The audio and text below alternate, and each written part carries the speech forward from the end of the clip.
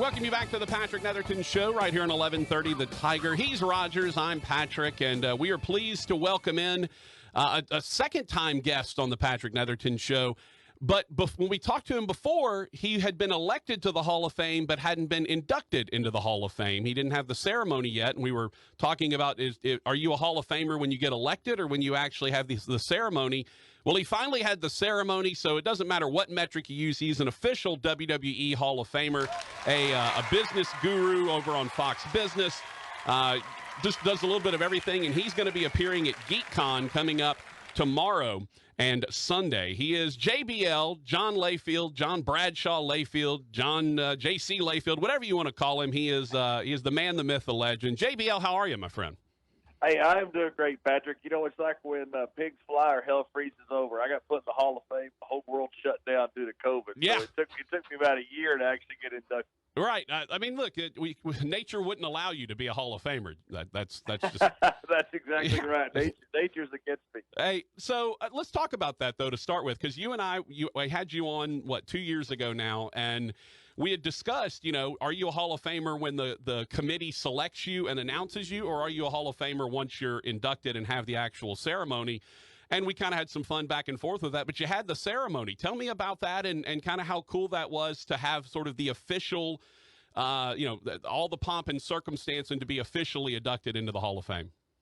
Yeah, the whole thing was awesome. I just noticed the NFL had to suspend their class for a year as well. So a bunch of guys in that 2020 class got inducted into 2021 for the different sports, the different entertainment sectors for the Hall of Fame. It was really cool. It was really cool to be able to go in. Hulk Hogan went in with the NWO, and I grew up. I remember I was in college watching Hogan slam Giant. Mm-hmm. Just to be there, and I was sitting in the dressing room with Hogan, and I've wrestled Hogan. I know him fairly well, but to be going in the Hall of Fame with Hogan, I was sitting there. I called my old college roommate, and I said, "You won't believe this, man. This is the greatest day of my life. I'm going to the Hall of Fame." You and I sat together and watched Hulk Hogan slam the Giant. It was really a cool, surreal event. A lot of great guys went in that class, and the class that was the year next, which was, according to chronology, was just the next day that they taped at the Hall of Fame for 2021. So it was a really cool event to have happen. I'm curious because, I grew up a wrestling fan. Obviously, I was a Hulkamaniac back in the day. I was doing, saying my prayers, taking my vitamins, all that. I'm curious, though, because, the reputation that Hulk has was he was not the best worker in the world, that he was not the best wrestler in the world, but he had such the outsized personality. I'm curious in the locker room when you're back there, does any of that matter, or is it just the guys that get over, just the guys that are big with the fans? Doesn't matter if they're, Andre the Giant wasn't the best wrestler in the world, but he was such a presence. Does that matter in the locker room, or is it just guys that are having the kind of success with the fan base? No, it just mattered about success because those guys make you a lot of money. Stone Cold Steve Austin, who was a great worker, The Rock, great worker, Undertaker, those guys during the Attitude Era made us a ton of money. They were on top. They're the ones pulling in the crowd. Hogan was the same way. You put 93,000 people there. You had to have a dance partner. You had to have the big giant. But yet Hogan had just done the Rocky show. He's the one that created that indoor attendance record along with Andre. I don't think anybody cared who was on that card if Hogan put in a 5-star match, a 1-star match, a 0-star match. They all made a lot of money because Hogan was so over. And to me, the idea about work, great worker, it's people who put people in seats, and that's what Hogan did. I mean, that match with the Giant, you can go through it, you can critique it all you want. It's one of the greatest matches in wrestling history. It's what everybody talks about. I was talking about to people about going to the Hall of Fame and mentioned something about Hogan, and everybody I talked to said, "Oh man, slam the Giant." If you remember it that well, to me that was a great match. And so I think we sometimes get the weeds sometimes about matches, about how good they are, how bad they are. I think when the people love them and they're all on their feet at the end, they're a great match. Well, look, I'm definitely in sort of wrestling parlance, I'm a mark. I'm not concerned about what's going on backstage. I don't want to know who's going to make a surprise return before they make I don't want to be spoiled. I enjoy it just for the theatrics of it. And then, of course, once you get in the ring and some of the stuff that these folks are doing today is just insane in terms of the flying around that they're doing. For you though, you're a guy. You were a champion at every level. You were, won every belt that there was to win. Is there anything that replicates when you walk out and the music hits and the crowd pops and whether they're booing you or cheering you? Is there anything that can replicate that sort of rush for you guys? Not even close. They're not even in the same stratosphere. It's something that when you leave, you miss it like crazy. I'm very happy for my time. I don't look back and think, oh man, I wish I was 30 or 35 again. I'm really happy for my time, but there's nothing that will ever replicate that. Michael Jordan always said he had a competition problem, not a gambling problem. And when he got done with his run with the Bulls, he loved to gamble. Of course, during the time he did as well. He loved the thrill of winning and competition. And there's nothing that can ever replace that. Jordan articulates that very well, for all former athletes that were once at a level who really got to compete. And I'm not sure even at a high level. It's at any level. And I don't think you ever get that rush of being able to do that. And going out in front of, say, 70-something thousand people, which I've done many times, there's nothing like it. And especially when you do it right. I've been out there when I've done it wrong and things didn't go well. And sometimes you do it right one night and the next night you don't. And you can't figure out why. But when you hit it right and you're able to take that crowd and you're just a half step ahead of them and you're taking them on a roller coaster ride and you know where you're going to end up and you get there just like you want to get there, it's just the greatest feeling in the world to be able to do that.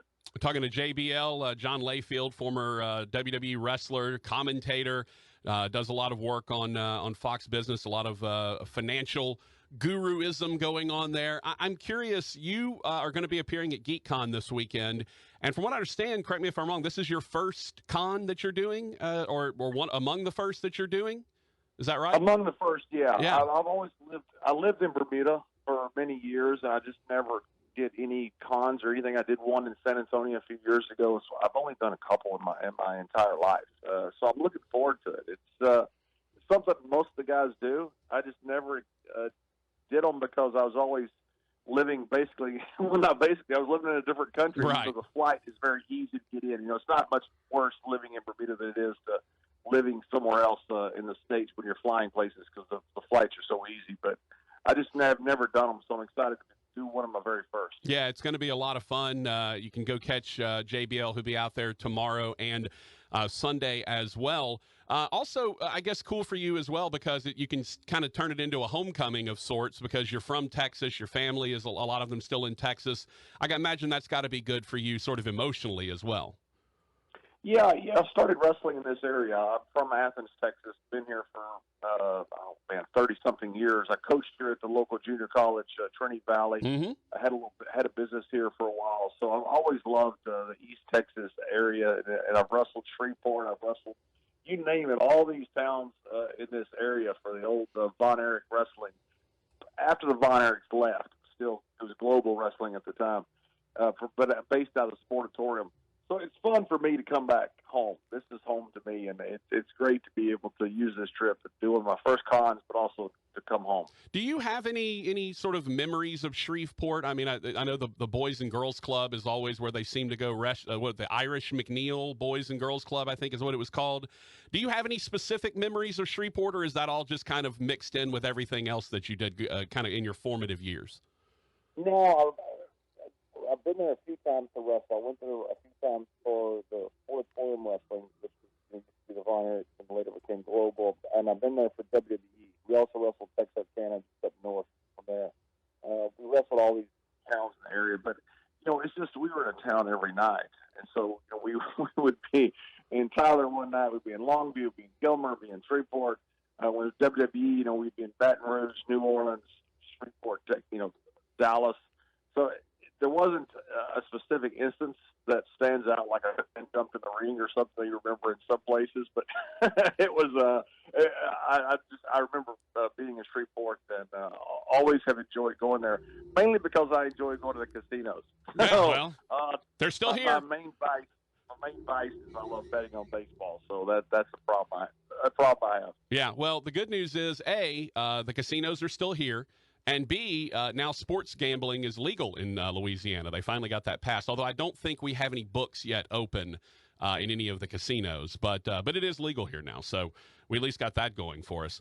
Hey, on the financial side, you know, I kind of wanted to ask you about cryptocurrency because it seemed like everybody got real bored during the pandemic. They were all sitting inside, and all anybody wanted to do was talk about how much they were investing in Bitcoin, and then Dogecoin shows up. Just for me, who's the layperson, I don't have investment money. I've got, you know, pay your bills money right now. Just for people like me, give me some indication of is cryptocurrency here to stay? Is this something that's never going away? Is it something that's worth looking into, or is it something to just completely stay away from? I've always believed the key thing to investing is don't lose money. You know, you work very hard to earn your money. And if you have some play money that you want to try something with, that's different. But if you're investing, which is money that you've earned that you're going to have to have later in life, don't lose it. And that's the key to me. I think you can lose it with cryptocurrency, because I think it could be a zero-sum game. I don't think it's going away, but it's not going to be a fiat currency like people think it's going to be. It's a store of value. Now, that's okay because that's a financial asset class as well, and a very valuable financial asset class. But right now, a cryptocurrency transaction costs about $9 to $10 to have happen. Now, that's not a big deal if you're buying a Tesla. Right. It is a big deal if you're trying to buy a Starbucks coffee. So we're a long way away from it becoming a currency that will replace something like the U.S. dollar. And I don't think it ever will, because if you replace it, then the central banks can't control the ebb and flows of currency, meaning they can't control inflation because it's all online, it's decentralized. Central banks won't let that happen. And talk about a cash economy on steroids. If everything is hidden on the web, the only thing you can trace on cryptocurrency is the on-ramp and the off-ramp when you change it from either dollars or whatever currency into crypto and then back out. If it stays on the web in crypto, you can't trace it, so you can't tax it. And so governments are going to have a real problem if this thing starts replacing the currency that the government issues. Yeah. I don't think governments are going to allow that. So I think there's a limit to what it can become.